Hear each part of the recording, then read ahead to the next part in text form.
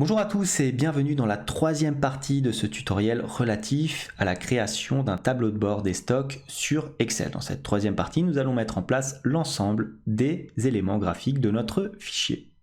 Mais tout d'abord, et comme d'habitude, si vous souhaitez aller plus loin dans les explications, je vous invite à cliquer sur les liens de formation dans la description. Et si vous ne souhaitez pas rater mes vidéos sur la comptabilité, la finance et l'utilisation des outils tels qu'Excel dans le monde de l'entreprise, n'hésitez pas à vous abonner à la chaîne. De plus, pour ceux qui souhaiteraient uniquement acquérir le fichier sans passer par le tutoriel vidéo, sachez que tous les documents sont disponibles en illimité et dans leur version finalisée pour mes contributeurs Patreon, plateforme dont vous trouverez le lien en description. Alors dans cette troisième partie de tutoriel, nous allons mettre en place comme d'habitude l'ensemble de nos différents éléments graphiques et donc ici de notre onglet de tableau de bord. Donc pour ce faire, je vais commencer ici par le petit espace relatif aux données clients et fournisseurs. Donc ce que je vais faire déjà, c'est que je vais éventuellement fusionner et centrer à chaque fois les cellules 2 à 2 ici, afin de pouvoir y insérer une formule. Voilà, alors si je fais comme ça, normalement ça devrait aller. CTRL-C, CTRL-V. Voilà, voilà. On fait pareil. Pareil ici. Donc là, ce que je vais faire, c'est que je vais faire un SUMSI et rapporter à chaque fois les quantités d'articles A, B, C ou D par, naturellement, client. Donc ça sera les sorties, puisqu'une sortie c'est une vente et donc vous avez affaire à un client. Tandis qu'une entrée, alors ça sera le même mécanisme ici, mais pour les fournisseurs, donc on ira chercher à chaque fois la quantité de produits A, B, C ou D pour chaque fournisseur. Donc là, pour les clients, on va tout simplement commencer par ramener notre répertoire client. Voilà, on tire cette formule vers le bas jusqu'à arriver à l'exhaustivité de nos clients, 13 et 14. Voilà. Ensuite, pour la formule, c'est relativement simple. On va tout simplement faire somme.si.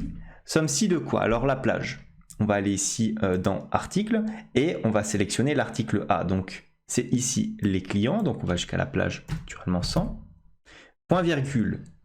Le critère. Ça sera quoi? Ça sera ici client 1, 2 ou 3.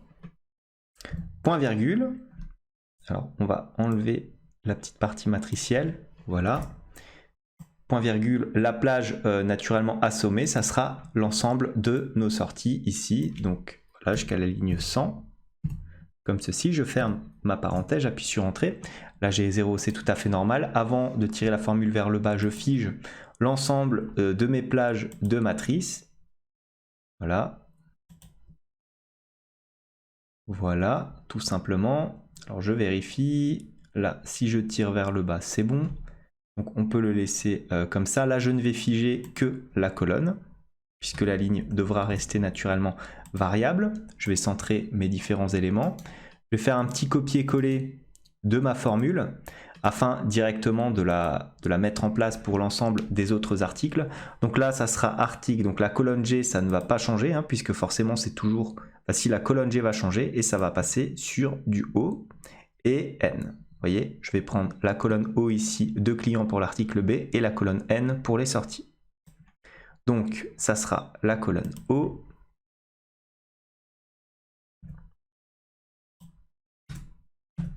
Et ici, la colonne N. Voilà, on peut faire un petit test.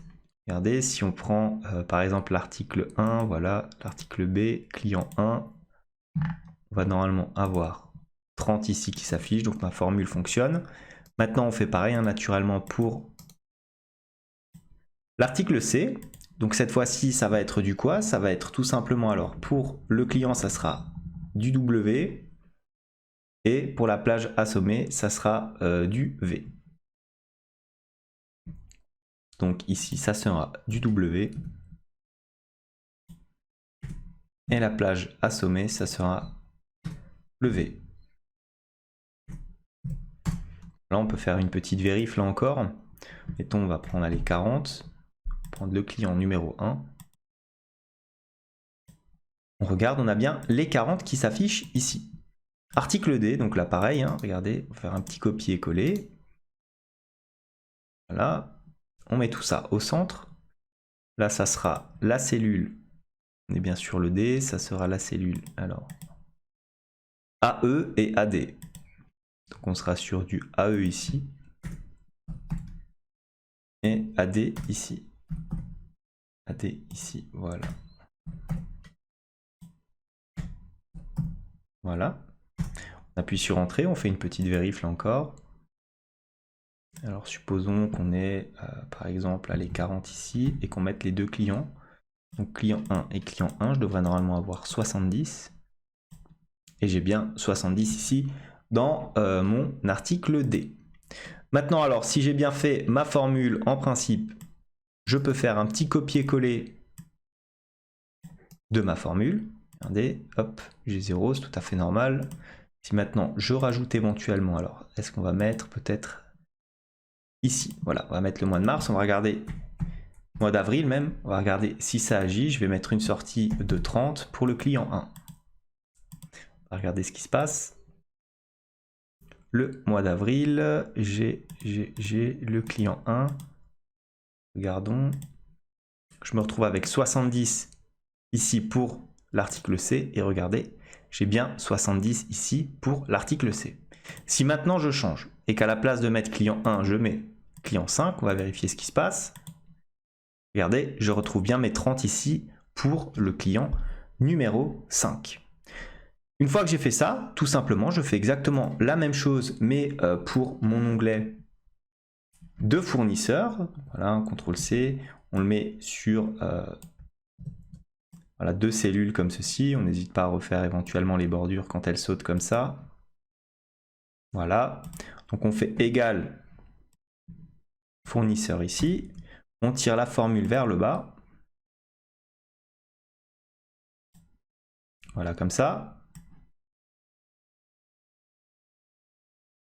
On utilise notre SUMSI, donc exactement la même manipulation que tout à l'heure, sauf que cette fois-ci au niveau de la plage, on va prendre quoi? Pour l'article A, on va prendre la plage de fournisseur ici, donc jusqu'à la colonne H, point virgule. On va sélectionner le critère, ça sera ici. Hop, on enlève, point virgule, le montant assommé. Ça sera cette fois-ci les différentes entrées. Voilà. On ferme la parenthèse, on appuie sur Entrée. Je peux déjà centrer l'ensemble des éléments. Voilà, maintenant je fige les différentes informations. Là pareil, on fige la colonne comme d'habitude. On a l'habitude de ça maintenant. Ensuite, je vais faire un petit copier-coller de ma formule. Voilà. Et je vais rapporter à chaque fois les différentes colonnes correspondantes. Donc là, ça sera P et N. Donc là, on est sur du P. P et ici N. N, voilà. On regarde rapidement. Alors au niveau des entrées, on a 50. Supposons qu'on prenne le fournisseur numéro 1. Alors fournisseur numéro 1, je suis sur l'article B et j'ai une entrée de 50. Ah, j'ai pris mauvais, vous voyez. C'est la colonne M et pas la colonne N qu'il faut prendre.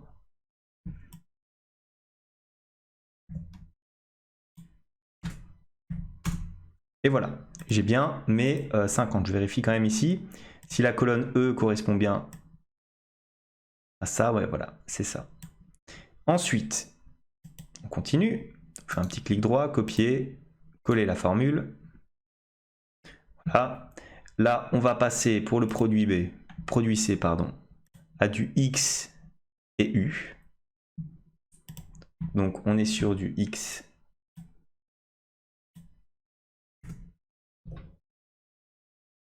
X ici et du U pour la plage assommée.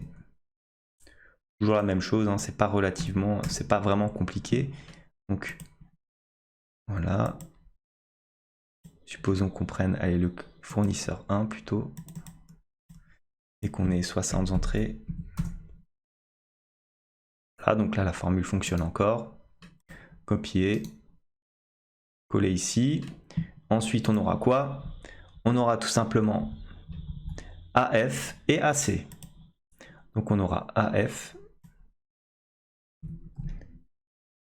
AF et AF. et naturellement ici AC. AC, voilà. Article D, on vérifie. Toujours vérifier ce genre de formule pour être sûr. Je vais aussi mettre une entrée ici dans l'article 1. Hop, j'ai bien les différents éléments qui apparaissent. Maintenant, très simplement, je peux faire un petit copier-coller de ma formule. Voilà, donc j'ai des zéros. On va faire vite un petit test. Regardez si par exemple ici, je me place avec une entrée d'à peu près 30. Pour le fournisseur 4, 5 même. Donc ici, j'ai bien regardé fournisseur 5, article A, et les montants qui apparaissent automatiquement. Maintenant, ce que je peux faire, c'est que je vais sélectionner ces éléments-là et regardez, je vais faire une petite mise en forme conditionnelle.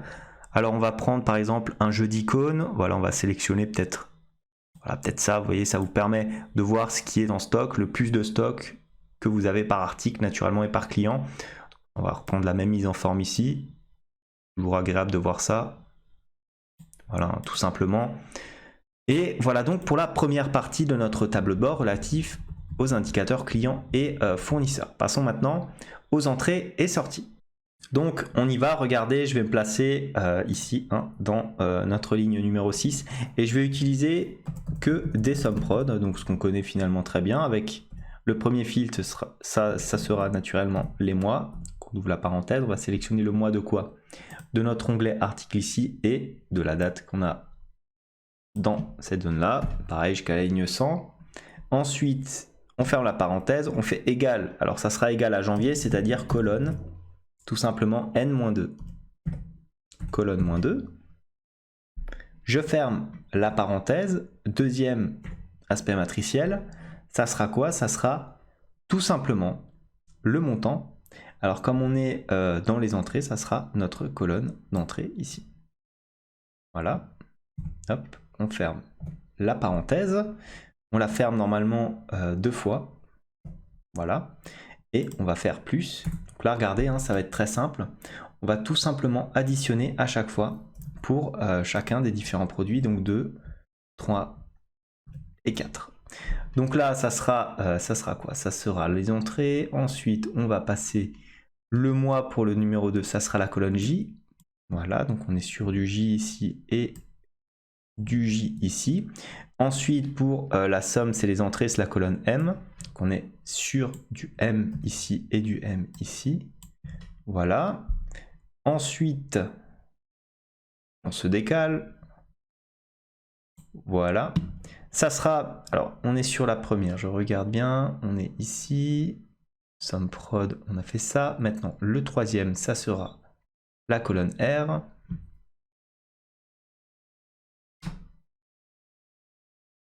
La colonne R et les entrées, ça sera du U.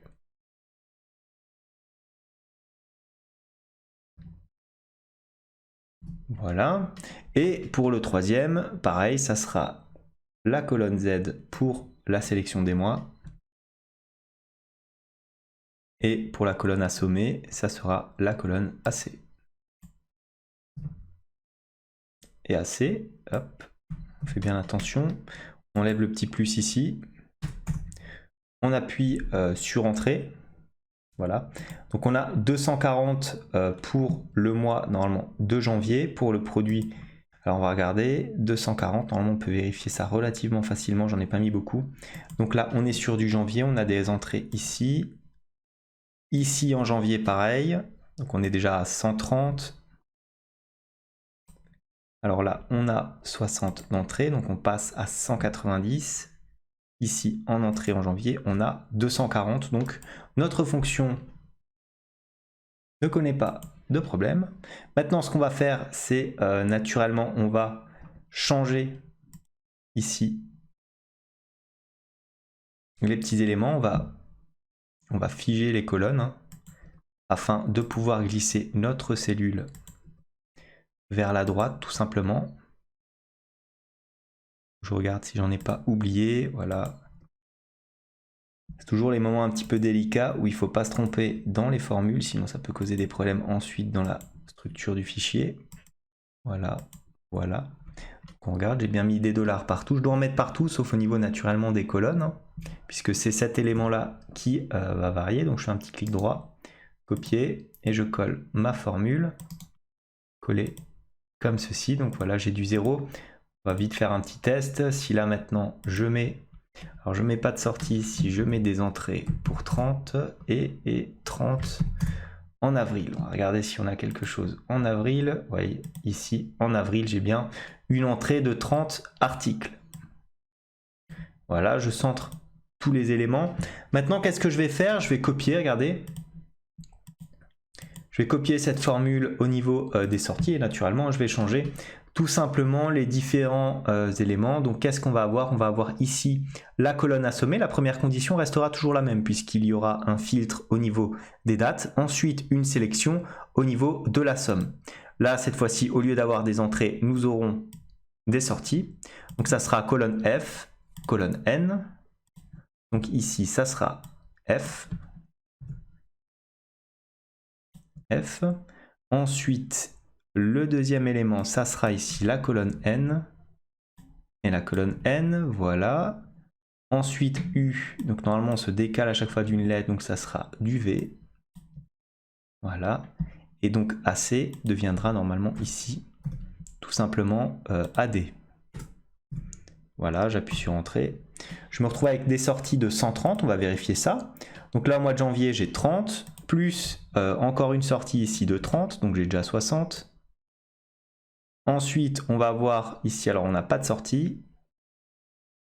Et là, on a 70 de sortie en janvier. On arrive bien à 130. Donc ma fonction ne connaît aucun bug. Tout fonctionne parfaitement. Hop, là j'ai 30 au mois d'avril. Alors on va regarder vite. Est-ce que j'ai bien une sortie de 30 au mois d'avril? Ouais, regardez, c'est celle-ci. Donc, mes éléments ne connaissent pas de problème. Maintenant, ce que je vais faire, c'est regarder. Je vais tout simplement insérer un petit graphique, un graphique relativement classique, hein, comme on a l'habitude de faire en histogramme. Donc on prend voilà, un histogramme en 2D, hein, comme on a déjà vu beaucoup de fois. Et là, maintenant, on va juste faire de la mise en forme. Donc on va supprimer éventuellement l'axe. On va supprimer le quadrillage et le titre du graphique. Je vais double-cliquer ici sur les barres correspondantes et je vais enlever la largeur de l'intervalle. Je vais mettre par exemple 10%. Voilà. Ensuite, une fois que j'ai fait ça, je peux peut-être changer. Alors, je vais même changer la couleur des deux éléments d'un coup. Je vais mettre éventuellement. Alors, comme il s'agit d'entrée, on peut mettre voilà, un petit jaune comme ça. Maintenant, on le place dans le quadrillage prévu. Voilà. Voilà. Hop. On tire tout ça. Comme ça. Ah, tiens, j'ai fait une petite erreur de sélection. Non, il faut rester là. Voilà. Je le place dans la zone. De toute façon, vous pouvez le faire vous-même. Hop, comme ça, on a les éléments pour janvier. On n'oublie pas de faire un petit clic droit et d'enlever le contour. Voilà, comme ça. Non, il ne l'a pas fait. Voilà. Ensuite, je fais un CTRL-C, CTRL-V. Ici, je vais dans Création de graphique. Je vais sélectionner les données. Dans la série 1, alors qu'est-ce que je vais modifier? Je vais modifier ici, regardez. Je vais prendre ma ligne de sortie, tout simplement. J'appuie sur OK, là encore une fois sur OK. Et hop, je le place dans le cadre prévu. Voilà, je change peut-être la couleur de mon graphique. En du jaune un petit peu plus foncé. Voilà. Voilà pour notre espace de graphique ici, relatif aux entrées et sorties. Passons à présent à nos graphiques d'indicateurs. Alors, on y va, regardez, il va y avoir deux éléments différents dans ces cellules-là. Il va y avoir d'abord le stock restant pour chacun des différents produits. Voilà. Donc, on va mettre ça sur à peu près... on va le mettre jusqu'à la ligne. Allez, on va faire comme ça. Voilà. C'est très bien, on fusionne et on centre. Donc là, ça va être égal à quoi? Ça va tout simplement être égal au stock restant ici. Hop, stock actuel, hein, tout simplement. Voilà, histoire d'avoir directement la vision de ce qui vous reste. On augmente un petit peu la police, on met ça en gras, voilà. Ensuite, qu'est-ce qu'on va faire? On va éventuellement se placer juste là en dessous, fusionner et centrer les différents éléments. Et on aura ici la capacité de stockage. Voilà. Pareil, on met ça en gras. Voilà. Et là, ce que je vais faire, c'est que je vais insérer un graphique, hein, tout simplement. Donc, on va mettre la capacité, on va l'appeler mettons cap. Non, je veux juste l'abréviation. Voilà. Et ST, ça sera tout simplement le stock restant. Voilà. On va centrer ces éléments-là. Donc, la capacité de stockage, c'est ce que vous allez mettre ici. Voilà, donc les 500. Hop. Et le stock, naturellement, ça sera égal à quoi? Ça sera égal à ce que vous avez là. Voilà, donc 500 et naturellement 150. En termes de pourcentage, qu'est-ce qu'on va avoir? On va mettre ici un pourcentage. Regarde, on va mettre 100 ici. Et là, on aura tout simplement égal 150 divisé par 500. Donc on a un remplissage d'à peu près, disons, 30% de nos différentes capacités. Ensuite, alors même si je rajoute, ouais, non, c'est bon. Ensuite, qu'est-ce que je vais faire? Je vais insérer, regardez, un graphique en histogramme. Pourquoi? Pour tout simplement, comme ceci, hein, faire une espèce de barre de progression qui va nous permettre, alors on va dans sélection des données et on enlève naturellement ce que Excel là nous propose via son intelligence artificielle. Voilà, on garde juste le cadre. Regardez ce que je vais faire. Maintenant, je vais sélectionner à la main. Je vais ajouter une valeur de la série. Je vais prendre ici les 30%. J'appuie sur OK. Regardez, ça apparaît comme ça. Alors, moi, je veux que la barre, naturellement, aille de 0 à 100. Donc, pour ce faire, je vais tout simplement double-cliquer sur l'axe ici présent. Et au niveau de mes différentes options d'axe, de mes graduations, ici, regardez, dans la limite, c'est 0,35. Moi, naturellement, je veux 1 pour arriver à 100%. Voilà, et avoir véritablement un graphique sous cette forme-là. Donc, une fois que j'ai fait ça, je peux tout simplement enlever la légende déjà. Pareil pour le quadrillage et les axes. Maintenant, je double-clique ici sur mon graphique et j'enlève naturellement la largeur de l'intervalle. On va mettre, si on met 0 normalement, voilà, ça fait comme ça, histoire d'avoir vraiment l'ensemble des différents éléments. Et regardez ce que je vais faire, je vais insérer aussi une petite zone de texte. Voilà, zone de texte ici. Hop, pourquoi? Pour rapatrier le pourcentage au-dessus de mon graphique, hein, tout simplement. On se place ici, égal au 30%. On appuie sur Entrée. Ensuite, qu'est-ce qu'on fait? On met tout ça comme ça au centre. Hop. On augmente un petit peu la taille de la police. On la met en gras. Et on essaye de placer ça dans le cadre prévu à cet effet. Voilà, tout simplement. Comme ça, vous allez avoir un beau cadre. Voilà. Comme ceci. Ensuite, vous allez prendre votre indicateur ici. On n'oublie pas, hein, d'enlever le contour comme à chaque fois, donc sans contour. Voilà, comme ça. Ici, ce qu'on va faire, c'est qu'on va mettre les 30% à ce niveau-là. Pareil, hein, là aussi, remplissage, donc on va mettre aucun remplissage et on fait un clic droit, on enlève le contour. Voilà, sans contour, donc on a bien les 30%. Une fois qu'on a fait ça, regardez, on peut tout simplement faire un petit CTRL-C, CTRL-V de l'ensemble de nos éléments. Donc voilà, on a le graphique qui apparaît. Naturellement, il faut remettre en place un petit peu les différentes fonctions. Voilà, donc la capacité de stockage ici, ça sera l'article B, donc forcément ce qui se situe à ce niveau-là. Et le stock réel, ça sera quoi? Ça sera tout simplement ici le stock actuel. Donc vous voyez, les calculs se font de manière automatique. Donc on va ensuite dans la sélection des différentes données, on va modifier, on regarde, alors il prend quoi? Il prend E27, donc cette fois-ci on doit changer et on doit passer sur du, si je ne me trompe pas, H27. On clique dessus, H27, on appuie sur OK, regardez, c'est tout de suite mis en place. Là on n'oublie pas aussi de changer, voilà, stock actuel, c'est ici. Donc comme ceci, on a les différents éléments. Là pareil, donc c'est du H27. On a standardisé, c'est relativement pratique. Voilà, donc la mise en forme ne reste pas, c'est pas grave. On clique comme ça, on place les éléments prévus dans le cadre ici. Voilà, pareil ici. Comme ceci. Hop, ensuite, on fait un CTRL-C, CTRL-V, encore une fois. Bientôt terminé. Là, pareil, on va aller dans les articles C, regardez. Voilà, ici, stock actuel 190.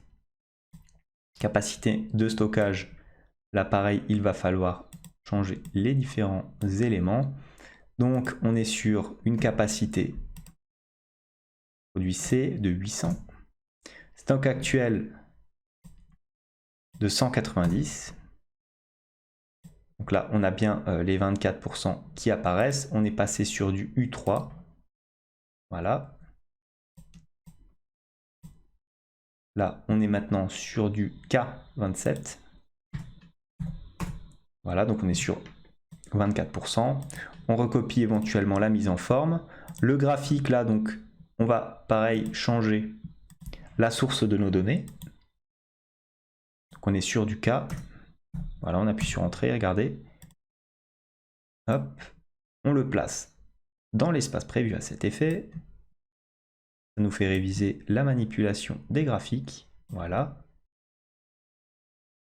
Encore une fois, un CTRL-C, CTRL-V. Normalement, après l'avoir fait 4 fois, vous n'aurez plus aucun problème pour faire une barre de progression. Voilà, vous changez naturellement les différents éléments. Donc là, on passe sur du N. Vous avez sûrement compris maintenant la fin. Capacité de stockage, on est sur le produit D. Ici. Le stock actuel qui va se situer tout simplement ici. Voilà. Donc là, on est sur du 8%. On peut directement copier la mise en forme ici dans notre petit cadre. Une fois qu'on a fait ça, le stock restant, on le fait passer tout simplement ici, donc à 80. Hop. Ensuite, on fait passer, on va changer la source de nos données. Donc on était 2K, on passe à N. Voilà, on appuie sur OK. On est donc sur du 8%. Hop, on le met dans le cadre. Voilà, faisons bien attention. Pareil, les 8%, on les met au milieu. Regardez maintenant ce qu'on peut éventuellement faire si on est un peu pointilleux. On va placer l'ensemble de nos pourcentages ici sur le même axe horizontal, donc en allant dans mise en page, tout simplement, et en allant ici dans aligner. On va faire un alignement comme ceci au milieu, voilà, donc comme ça on est sur le même axe horizontal. Voilà donc pour notre outil de gestionnaire des stocks. Alors gestionnaire des stocks avec la méthode FIFO, hein, c'est ça la grande différence par rapport au gestionnaire des stocks que j'ai déjà fait sur la chaîne, qui était plutôt via une méthode CUMP. Donc vous voyez, vous avez différents indicateurs, clients, fournisseurs, les entrées, les sorties, et enfin vos capacités de stockage. C'était tout pour ce tutoriel, j'espère qu'il vous a plu. Si tel est le cas, n'hésitez pas à liker la vidéo, à mettre un commentaire de suggestion, à vous abonner à la chaîne si ça n'est pas encore fait. En tout cas, moi je vous dis merci et à bientôt pour un nouveau tutoriel.